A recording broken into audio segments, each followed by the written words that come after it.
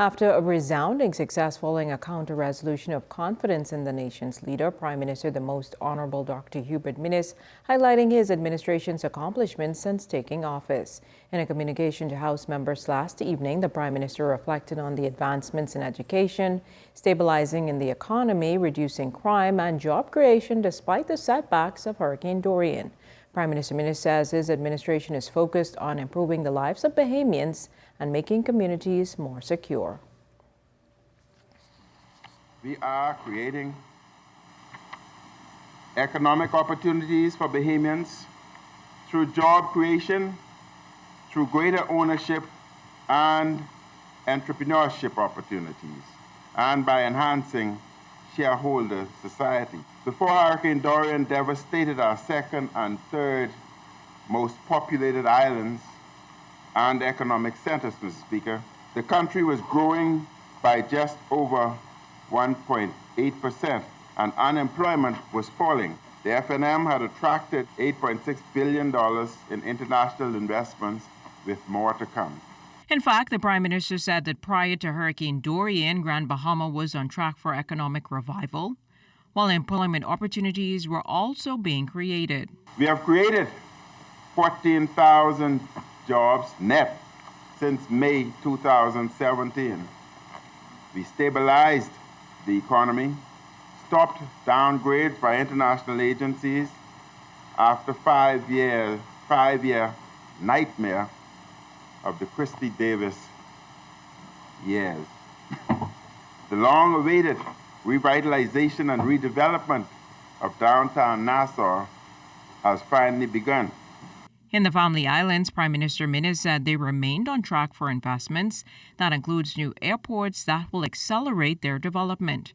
Turning to education, the Prime Minister said his administration is also transforming the education and training system for Bahamians from 3 to 22 years. We have advanced or advancing universal preschool, free education for qualified UB and BTVI students, technology upgrades for schools and new schools, and physical upgrades to existing schools.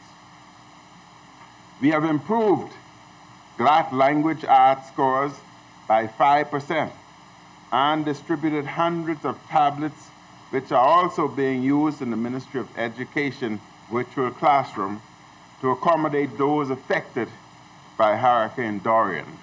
With many of the schools damaged by Hurricane Dorian, the Prime Minister said education accelerated the virtual learning programs, of which 1,000 or more students are accessing. As for crime, the Prime Minister says it's trending down. Though there has been some increase in the aftermath of Hurricane Dorian, there is a new coastal radar in Inagua to help protect our borders, with more radars to come on the other islands. There are more CCTVs.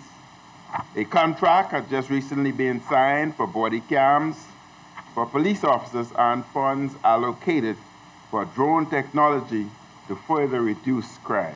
Additionally, Prime Minister Minnis says his administration is moving aggressively to remove shantytowns from the country, as well as modernizing government services. And just recently, the Passport Office had just launched their program so that one can apply for their passports online, thus removing and eradicating the long lines that we have seen in the past, just like we've done with the Road Traffic Department when they were. We are demonstrating fiscal responsibility and transparency, promoting anti-corruption measures, engaged in wide-scale infrastructure upgrades. The Prime Minister says at the appropriate time, minimum wage for public sector employees will be increased and pension remunerations will be considered, but he offered these questions for the opposition. Will they support paid paternity leave? And last, Mr. Speaker, the other question I put to them, will they support improvement of child support remuneration?